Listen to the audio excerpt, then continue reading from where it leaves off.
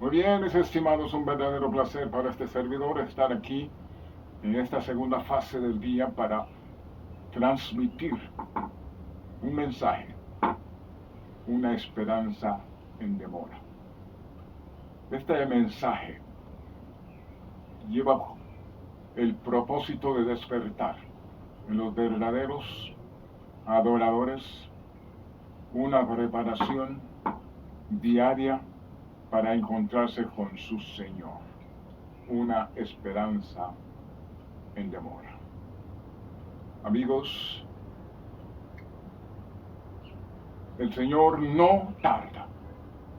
Él, como alguno la tiene por tardanza, sino que es paciente para con nosotros, no queriendo que ninguno perezca, sino que todos procedamos al arrepentimiento. ¡Qué glorioso! Decía el apóstol San Pablo en el libro de Gálatas, la epístola a los Gálatas, en el capítulo 4, verso 4 y 5. Pero cuando venga el cumplimiento del tiempo, ¿no ha venido? En aquel entonces, cuando Pablo hizo esta declaración, cuando venga el cumplimiento, ¿qué hará Dios? Dios enviará a su Hijo, nacido de mujer y nacido bajo de la ley, para redimir a los que están bajo la ley. Había una determinación: la paga del pecado es muerte. Usted no puede evitar eso porque el hombre pecó. El hombre pasó por alto a vivir de toda palabra que sale de la boca de Dios, y ahora la ley lo confinaba a la muerte.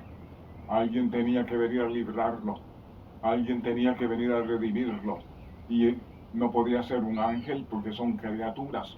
Tenía que ser alguien con vida propia, en la persona de la representación del Padre. Y él decía: Miguel, uno igual a Dios, yo y el Padre una cosa somos. Por lo tanto, Dios envió a su Hijo. Y cuando Dios envió a su Hijo, el Hijo aceptó el desafío y vino. Y nos ha dado entendimiento para conocer al que es verdadero.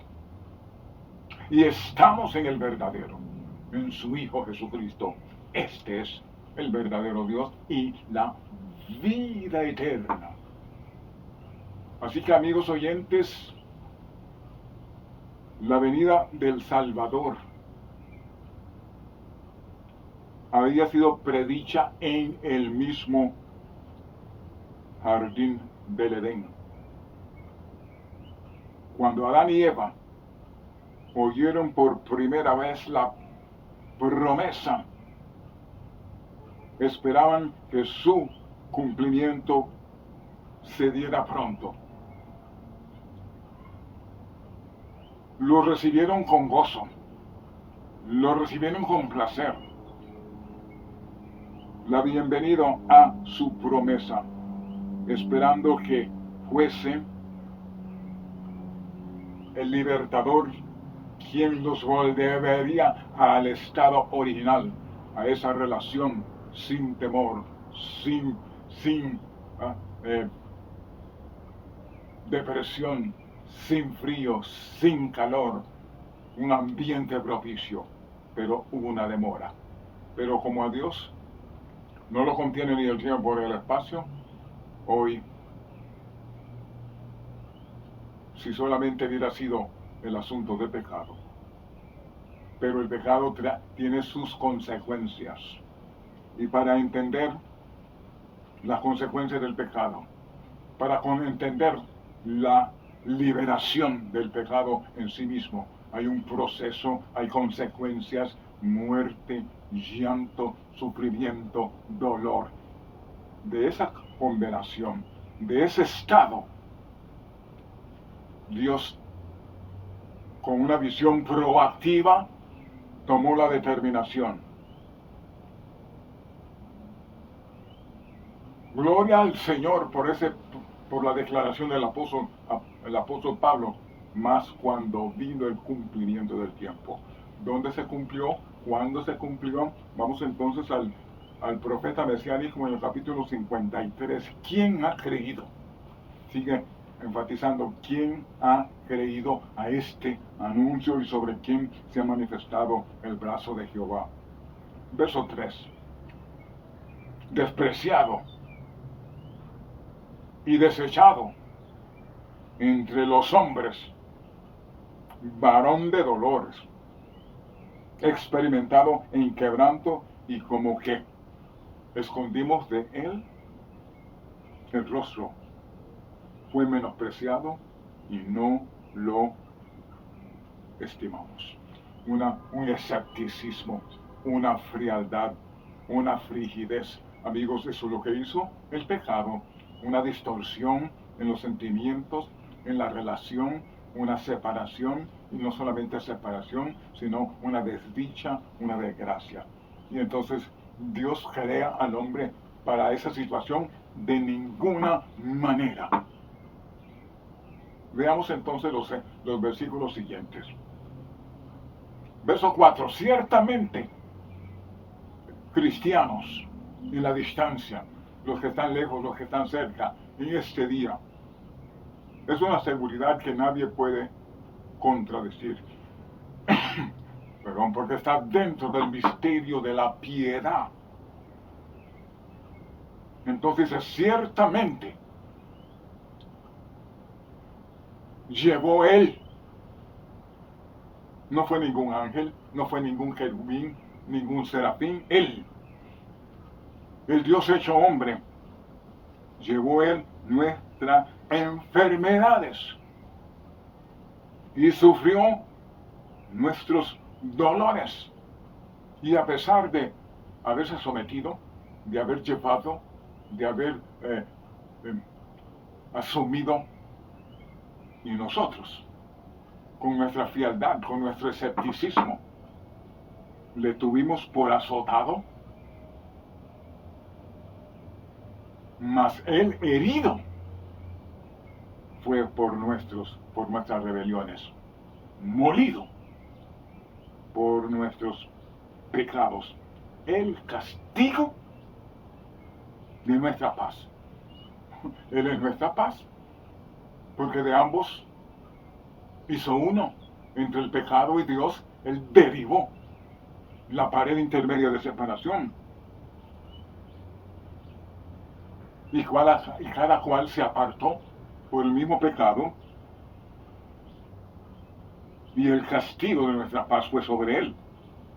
Y por su muerte, por su sufrimiento, es un exégesis, su llaga, fuimos nosotros curados. No es que vamos a ser curados, por su llaga, por su herida, por su vida, por su sangre de mar, soy curado, soy sanado, en una esperanza que no avergüenza, y la esperanza que me mantiene transmitiendo en esta hora, tratando de una renovación de vuestro entendimiento como prójimo, volviendo al estado original por el mismo cumplimiento, por el mismo espíritu, para que nosotros pongamos a Dios en primer lugar y le amemos con toda nuestra mente, con todo nuestro entendimiento, con toda nuestra alma, con todas nuestras energías, con todo nuestro ser, no dando oportunidad a ningún otro ser, a ninguna otra cosa, porque en ningún otro hay salvación, porque no hay otro nombre debajo de los cielos dado a los hombres en que podemos ser salvos.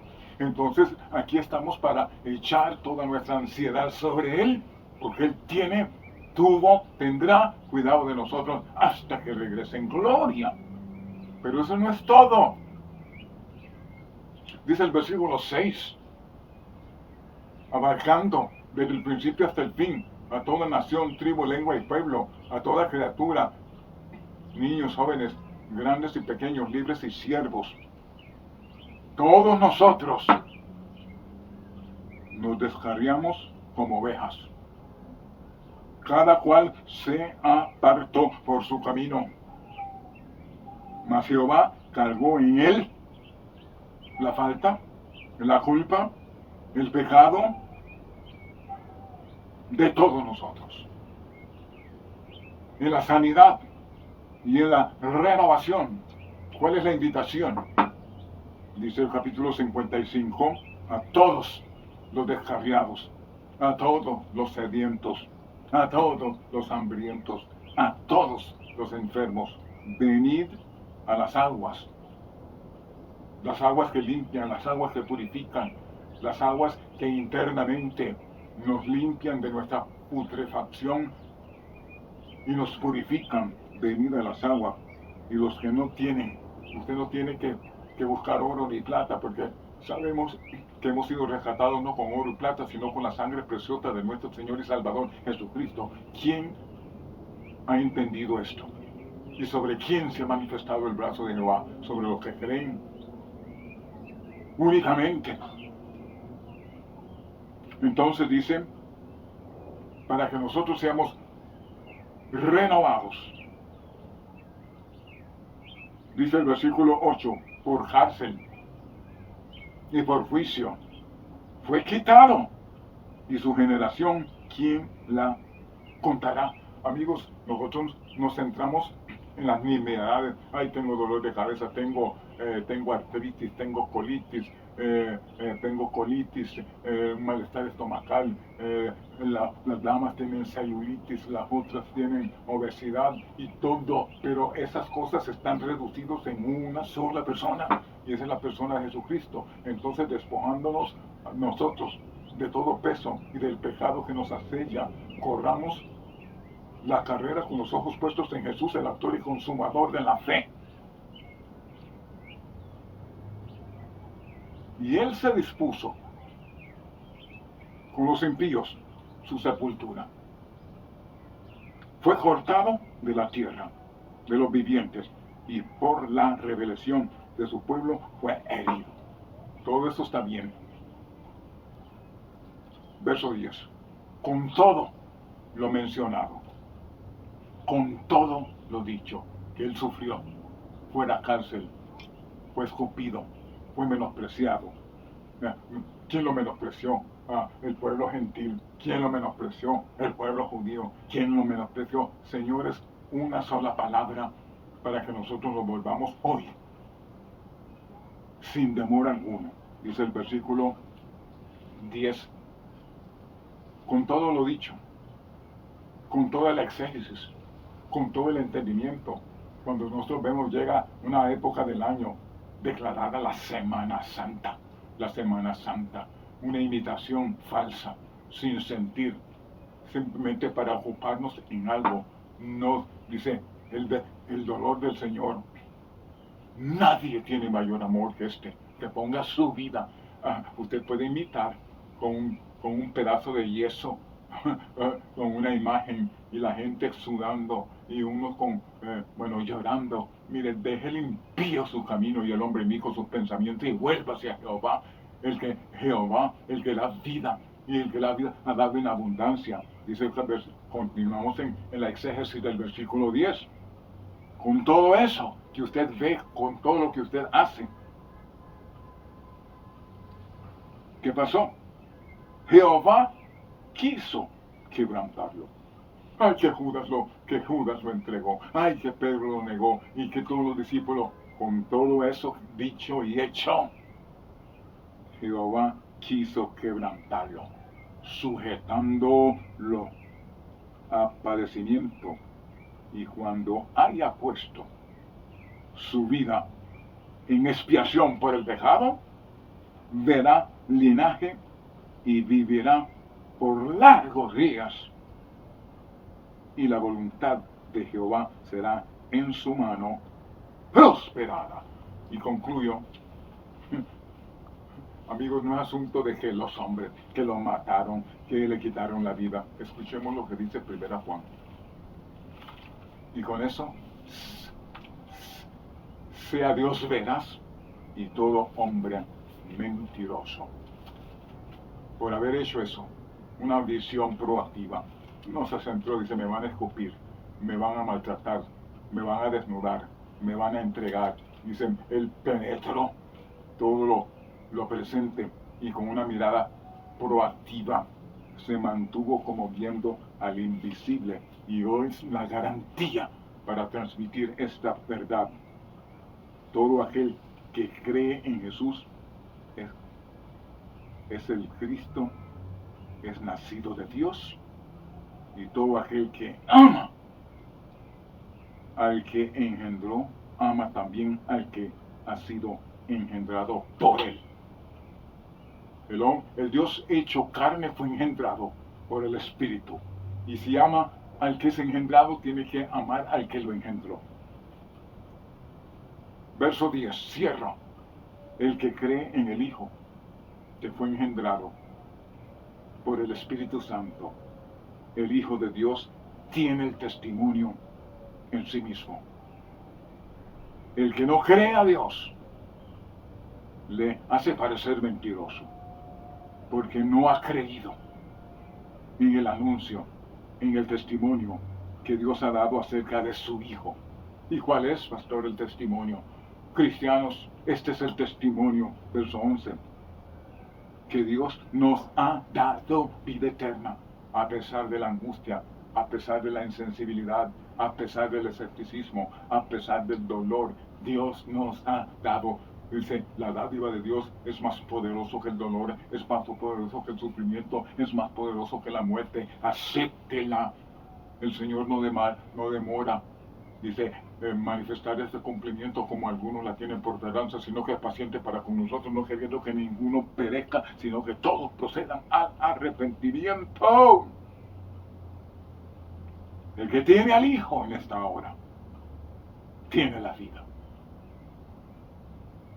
El que no tiene al Hijo de Dios, no tiene la vida. Miserable hombre de mí, podría decir Pablo, y puedo decir yo, y puede decir usted, si no tiene al Hijo. ¿Y cómo va a tener al Hijo? Una sola forma. Vamos a Efesios, capítulo 3, y nos da la conclusión, cómo tener al Hijo. Decía el capítulo 3 y el verso 15, de quien toma nombre toda la familia, los que me están escuchando, en los cielos y en la tierra, para que os dé conforme a las riquezas de su gloria, el ser fortalecidos con poder en el hombre interior por el Espíritu. Verso 17, para que habite por el Espíritu, para que habite Cristo por la fe en vuestros corazones, a fin de que arraigados, cimentados en amor, seáis plenamente capaces de comprender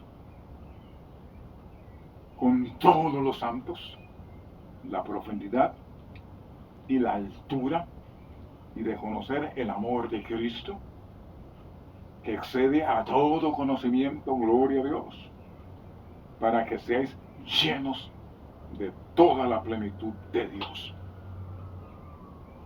Así sea, así será. Recibidle por fe, para que seáis arraigados y tenga presente que nadie lo quebrantó, sino que el Padre permitió para honra y gloria a su nombre y para salvación nuestra. ¿Cómo escaparemos si tenemos en poco una salvación tan grande? El Señor no tarda su promesa como algunos la tienen por tardanza, sino que es paciente para con nosotros, no queriendo que ninguno perezca hoy, sino que todos procedamos al arrepentimiento. Esta es la palabra de fe. Créela, vívela. El Señor no tarda su promesa. Dios te bendiga. Hasta luego.